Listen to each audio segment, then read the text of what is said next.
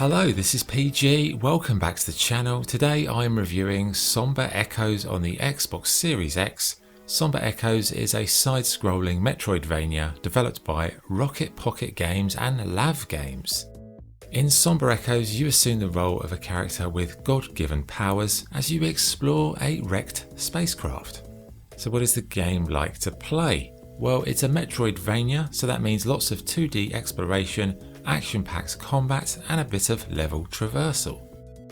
As with most Metroidvanias, the game world is slowly opened up to you as you develop your skills and expertise in how to use them.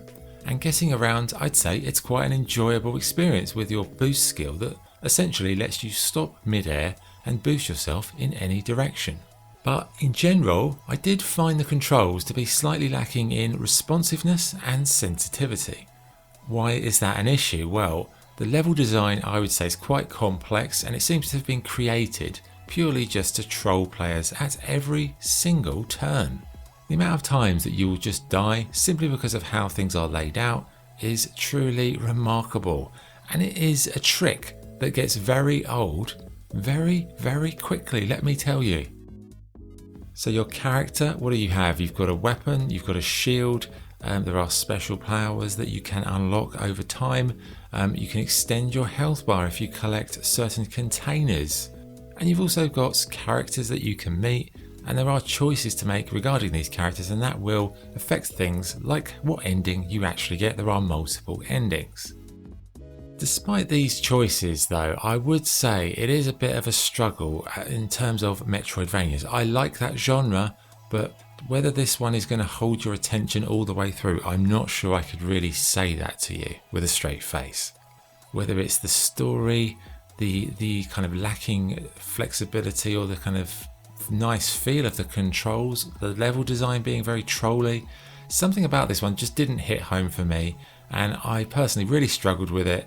But you know, it's okay, I would say, in general. Although it is a little bit of a joyless experience. Joyless is the word. In terms of graphics, I'd say the whole game looks fantastic with really excellent use of lighting and effects. The sound is pretty strong too. Good voice acting, yeah, nice music, solid effects, you know, so the way it's presented in terms of the graphics and the sound, I cannot fault that. Right, verdict. Somber Echoes is a well-presented Metroidvania that certainly looks and sounds good. Sadly, once you scrape away that facade, what you're left with is a pretty predictable, unimaginative and tiresome addition to an already bloated genre. If you're like me, a die-hard Metroidvania fan, you might enjoy it in parts, but the level design, the unresponsive controls, a lot of other little bits and pieces just left me feeling underwhelmed, frustrated as well for the most part, which is not really something that endears a game to you, is it?